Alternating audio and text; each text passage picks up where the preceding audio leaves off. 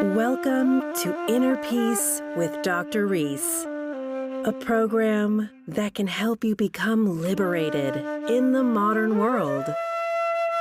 Now, here's your host, Dr. Kevin W. Reese. Have you ever been in love? Welcome to episode number 80. It's time for our one-on-one talk, like we have every 5 episodes. Today, I want to detail the 3 types, the 3 kinds of love. I think it's important to understand because you can walk through life understanding what's going on between you and someone else. Okay? Before I get there, I want to thank everyone that's been signing up to become a member of the private Inner Peace with Dr. Reese Patreon page. Your membership helps us build a budget so we can promote this podcast and so more ears can hear what's happening here. It keeps the podcast free. And in return, I give you plenty of bonuses. And, of course, you can reach out and talk. We can have conversations.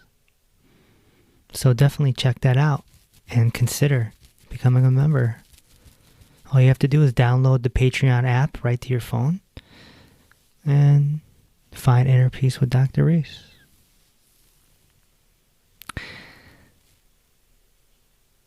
So what is love? That's the first question. Love is a universal force. It's divine. You can't see it. You can't hold it in your hand. A lot of people just throw the word love around like, oh, I love pizza. I love going to the zoo. I love, cars. Love is more complicated than that.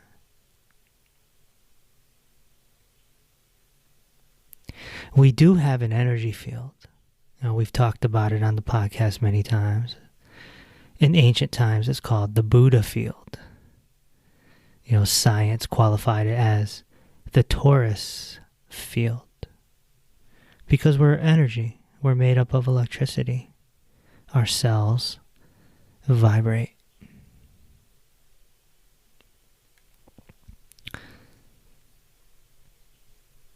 And so when you get with someone who is highly enlightened, you can feel that if you're in the same room with them.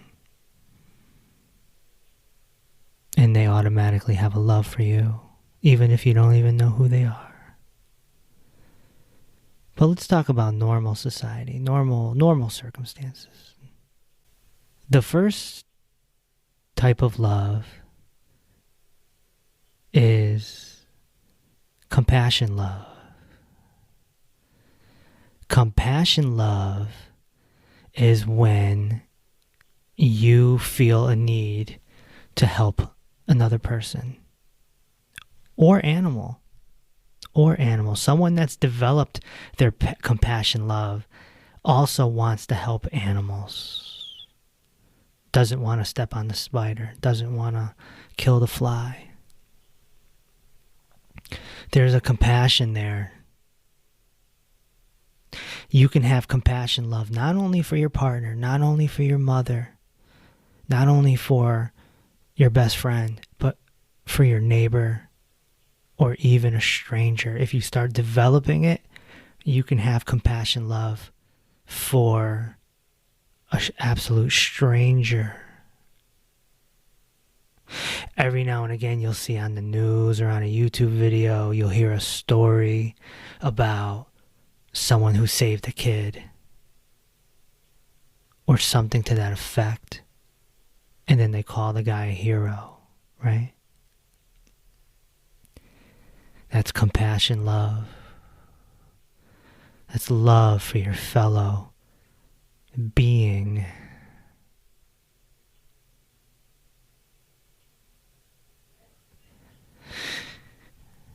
It's something that a lot of parents feel for their children, especially when the child is young. There's a compassion there. If your teenage son comes home and he's devastated, he asked the girl to the prom and she said no. And he comes home and he's devastated. You feel that as a parent. You're like, oh, it's compassion. It's compassion. We need more compassion, love. Social media, unfortunately, has put the magnifying glass on the lack of compassion, love that we have.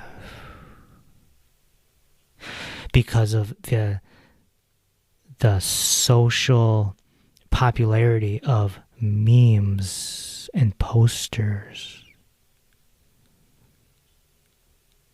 I'm reminded 5, 6, whatever years ago when the rumor came out that Floyd Mayweather, the great all-time boxer, can't read. Now, I don't know if that's true or not. But that's what the memes were coming out. And still to this day, it's mentioned here and there. And I remember feeling great compassion. If somebody can't read, I don't think that is something to make fun of. Right? There's a compassion that we need to have. A bully lacks compassion.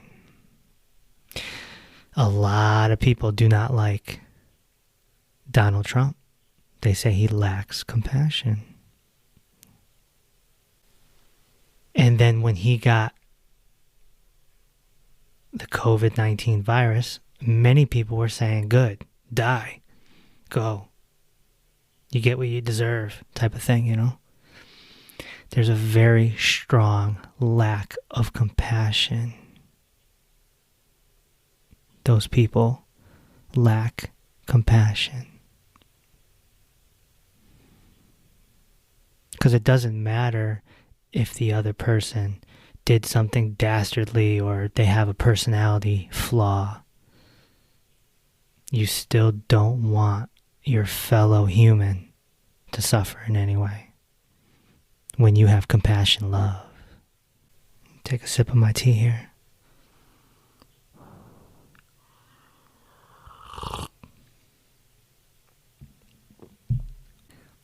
There's a lot of people out there that are shallow. Very shallow. They like to make fun of people. Sometimes not directly. Sometimes it's in a meme. Sometimes it's in a meme or a poster that's going viral on Instagram. And if you share that, then you're spreading that uncompassionate energy. Uncompassionate energy. Compassionate love is important if you want to be in a partnership. You want to get into a serious relationship. Because if you're all about, let's just say, sex, what happens if your partner all of a sudden can't have sex? Whether it's illness or car accident or whatever. Then what? Then what? You have to have compassion for your loved one. This is why I'm a firm advocate of not creating a serious relationship based around sex. There needs to be a compassion. We, human beings, we are flawed. We are flawed, and we're supposed to be flawed. Our bodies are shaped differently. Some of us have more hair than others.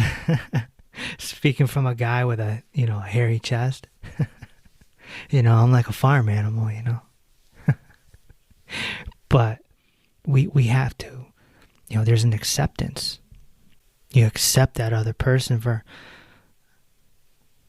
how they're shaped, how their body is. There's too much shallowness going around. With compassion comes great acceptance.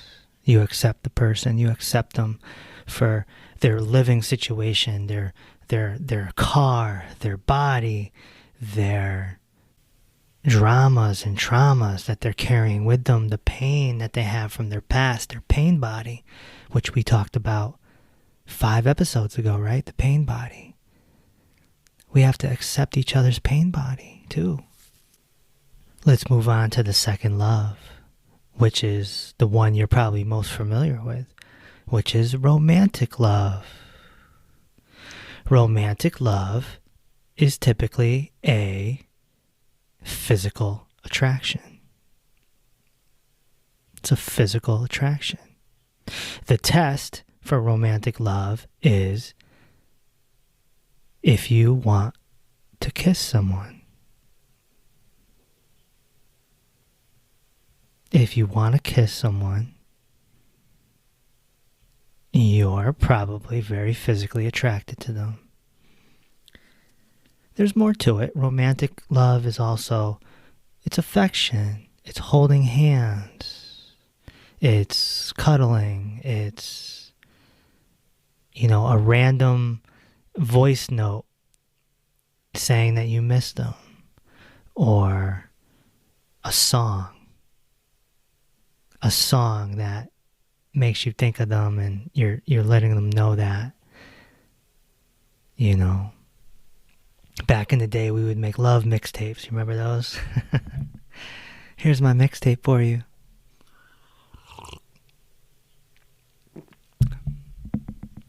It's letting the other person know that you care and that you have a physical attraction towards them and you want to hold them. They don't just kiss you. They put their hand on your face. They gently touch your face or caress the back of your neck while they kiss you. They stare into your eyes. They kiss you on your forehead to let you know that they care about you.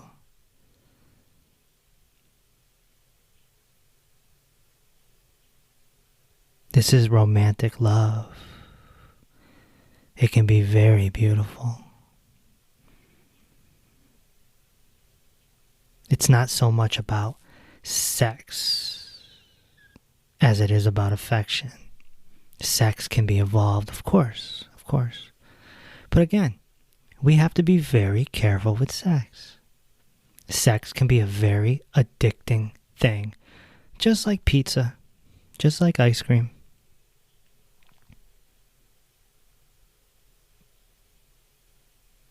And there's different ways of sex. There's different ways of coitus, okay? There's the rough, rugged, pornographic way, and then there's the gentle making love way.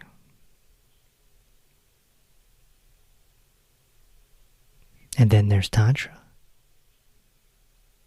which is a whole other level, which really includes the romance and the compassion. If somebody wants to get in your pants and just go at it, there's no romance there.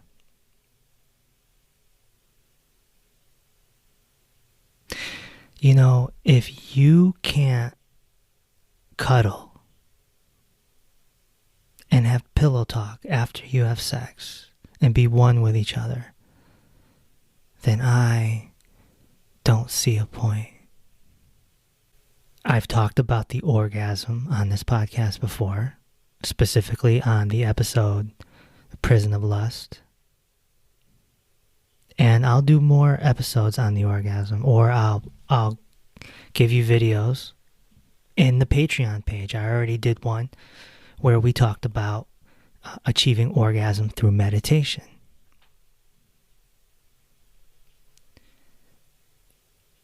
I'm going to keep stressing it until you understand. The orgasm is a doorway to the divine. Okay? And when a penis enters a vagina and there's a deep power to create another life, that should be respected. That should be very respected. It hasn't been respected because we've quadrupled the population of human beings. Hey, there's 7.5 billion, I think, right now as we record this. And, 20 years ago, there wasn't. So we're just multiplying like rabbits because people are addicted to sex. And, of course, they make mistakes with their birth control. And so, boom, it's bound to happen. It's bound to happen. But the fact that you have to put control on it tells you everything you need to know. How can you control something so beautiful?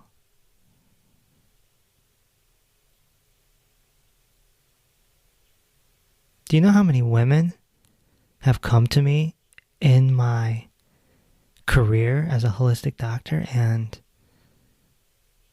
are all messed up because they're on the pill? Or they got one of those patches in them or whatever. Come on.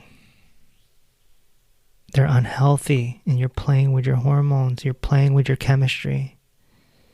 All because you want to have sex and not get pregnant. It's like wanting to eat pizza and ice cream and not get fat. People are actually willing to sacrifice their health to get a nut off. But if there was a focus on romance and tantra and massaging and eye contact and oral activities and the moving of the energy and having a softness, a meditativeness, that can be a game changer. And then you can start letting the orgasm be that doorway to the divine. Start making love. The third type of love is connection love or connective love. This is when your souls touch. I like to use the word heart light because I love that song by Neil Diamond. Turn on your heart light, let it shine wherever you go. So just imagine you have a heart light, a light coming out from your heart chakra. And you meet someone and their heart light is shooting out and they connect and they just merge together and you become one.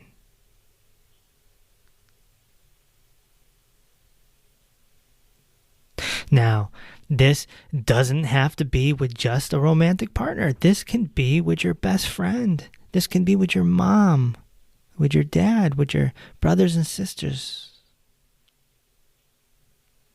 It's a connection. It's a connection. You can feel it because you want to talk to them. You want to share stuff. You want to tell them, hey, you wouldn't believe what happened to me when I was 12. Check this out. Or something happens to you in the day, good or bad. You just want to tell them, hey, can you believe this happened? You want to share news with them about your life. It's a deep connection. It's beautiful. Beautiful. At the time, it recently happened to me twice. Once with a guy who I never even met him. We met in a Facebook group sharing a common topic, and we started talking, and we just connected and became friends. And we talk all the time now, probably 2-3 times a week. He tells me about, his family. I tell him about my businesses, and we talk about all sorts of topics. And we obviously connected. We're companions. And go back to the companion episode on this podcast. Right? So, no romance needed. I remember when I met my best friend back in 2001. Same thing. We connected right away. We were both in the music business. We were both, cocky Leos. And we just connected. And, we're still good money to this day. 20 years later.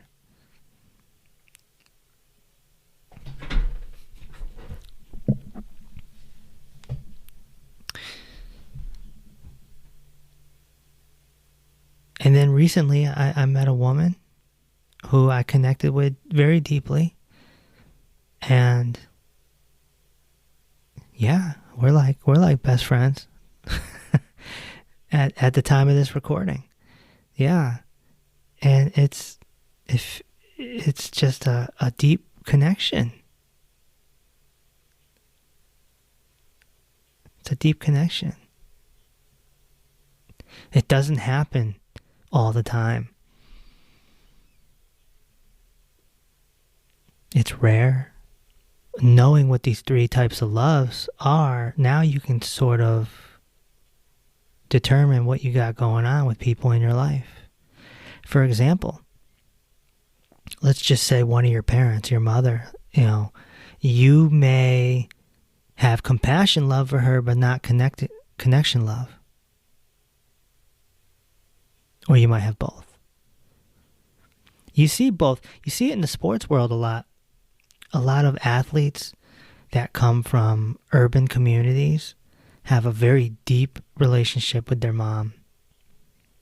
And you can tell that there's compassion love and connection love. They just love their mom so much. And mom loves them. And they're like friends. Like, you ever know someone that's just friends with their mom or friends with their dad? That it doesn't happen all the time. Some people just have a mom and dad, and there's compassion love. Like, you want the best for them, but you don't want to hang out with them necessarily. In connection love, you want to be with that person. You want to hang out with them. You want to talk to them. You want to spend time with them. Compassion love is different. Compassion love is you want the best for them very badly. You want them to be okay. And so everyone has a different type of love for their parents or their brothers and sisters. You might have a brother or a sister that, you feel compassion towards, but you just don't have the connection with. You don't want to hang out with them. You don't feel a need to talk every day.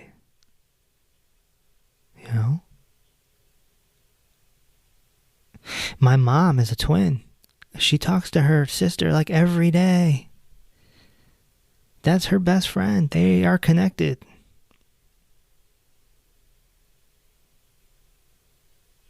If you're talking to somebody every day, especially someone that you don't live with, so now, if you want a really good relationship, let's call it a partnership, marriage, whatever, If you can get something with all three loves, you're in business. You got something that's sustainable.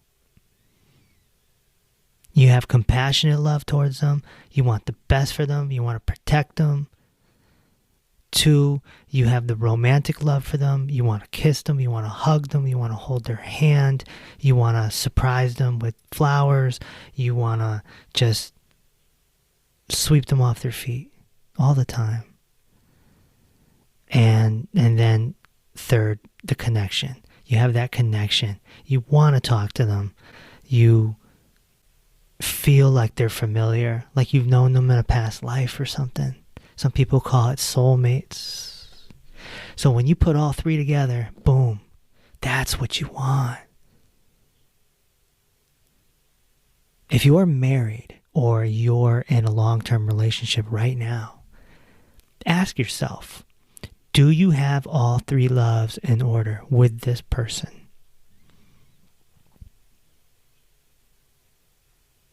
It's a very significant analysis. Because a lot of people get married and they don't have all 3 and they're miserable. Maybe not miserable all the time. Maybe it comes in waves, but there's moments when they're like, oh, why am I in this? And then even more so if they meet someone else. It's very easy to meet someone else these days with social media. So if you're married, you meet someone else. I mean, I've heard stories of guys or women cheating on their man emotionally, mentally, and they find themselves like a digital boyfriend or girlfriend, right? And they get a deep connection with them. Without the romance, then you're friends. Without the romantic love, you're deep friends, your family. Now, there is a 4th love. And that's unconditional love. And that is so rare. It's like 1% of the population. And unconditional love is usually an enlightened, self-realized mystic. This is someone who will put their life down for the greater good. This is a Jesus the Christ or Gautama the Buddha type of individual. A lot of people throw the word unconditional love around, but it's rare. People like to throw words around. Some people would even say dogs are unconditional. They're not. They're not. Watch closely. A dog is dependent on you, therefore has to depend on you. Stop feeding the dog and they will turn on you. They'll eat you. One of my friends was a cop, and he did a wellness check one time. And when they busted down the door, the guy was half eaten by his dog. He had died, a heart attack or whatever. And the dog, naturally, once it wasn't getting its food, was like, all right, well, it is what it is. I apologize for the nasty story, but that's how dogs are. I can't tell you how many times my dog has like stepped on my foot or, banged into my knee or, barking to disrupt. And it's like, dude, have some respect, man. But dogs just don't care. It's not the way they're wired. People think it's unconditional because they'll come over and they'll cuddle with you and this and that. They're innocent. They're innocent. It's not necessarily unconditional. Same with little kids. They're innocent. They're very innocent. But once that little ego comes into play, 2 years old, right? Terrible twos, right? And the temper tantrums and the this and the that. I remember when I got my doctorate, I was telling my little cousin, who was probably, I don't know, 5 maybe at the time, 4 or 5. I'm like, yeah, I got my doctorate. I'm a doctor now, this, that, and the other. And he's like, okay. I'm like, it doesn't mean anything to you? He's like,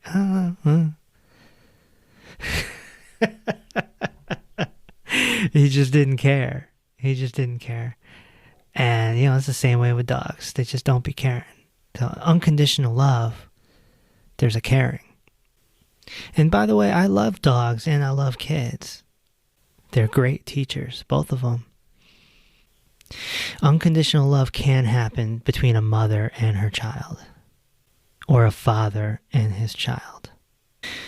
Recently, there was a professional wrestler, Shad, S-H-A-D. I forgot his last name, Shad. He was swimming in the ocean with his son, and they got stuck in an undertow. And by the time the boat got there to save them, he lifted his son up with all the force he had left in him, because they're exhausted, right?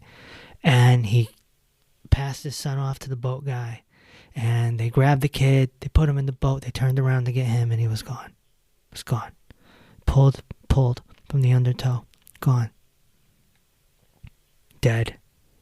They found his body a day later. Dead. Drowned. That's unconditional love. You put your body on the line. You put your life on the line for your child. But that's unconditional love for your child. Unconditional love as a whole is putting your life on the line for anybody.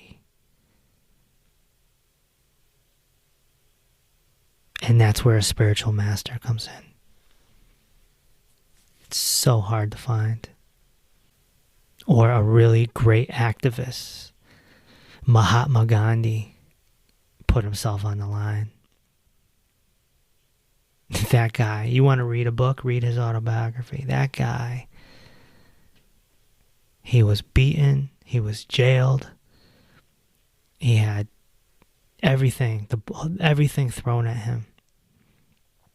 And he just kept trooping through with non-violence, no violence, to free his country from Britain. But that could be, you can look at that on the other spectrum too. At do-gooders. You gotta watch out for do-gooders too, man. Especially in the era of social media. People want to do good. And so they go and they do good and they capture it on video and they put it on their social media in order to get something going, get the likes, get the comments, blah, blah, blah. They're do-gooders. In other words, they're doing good with a condition attached. What did Jesus the Christ say? Truly, I say to you, they have received their reward. But when you give to the needy, do not let your left hand know what your right hand is doing, so that your giving may be in secret, and your Father, who sees in secret, will reward you. I hope that understanding the 3 types of love, really the 4 types of love, can help you walk through this world a little better and can help you figure out the relationships that you're in. You can think about your top 5 relationships right now, right? Your partner, your mom, your dad, your sister, your best friend, blah, blah, blah. And you can say, okay, what do I got going on here with them? Figure it out. I hope to talk to you inside the private Patreon page. Download the app. It's free. Just go to Patreon on your mobile app. Download it. Look for Inner Peace with Dr. Reese and check it out. See if you want to become a member. It's only $11.11. And for those that want to go higher, it's $33.33. For the 11 people, It's the same thing as Netflix. So, maybe you want to get rid of your Netflix because it's just distracting you from your inner work to find inner peace and become what I call a peace walker. Someone who walks around in peace and calmness and is unbothered and unshakable with just about anything that comes their way, and can contain great compassion, love for their fellow human. And if you go even higher, your fellow animal. I appreciate you listening, and I just want to let you know that I love you. Thanks for listening to Inner Peace with Dr. Reese. If this episode opened your heart, feel free to share on social media and tell your loved ones. Also, be sure to subscribe so you never miss an episode. Until next time, may peace be with you.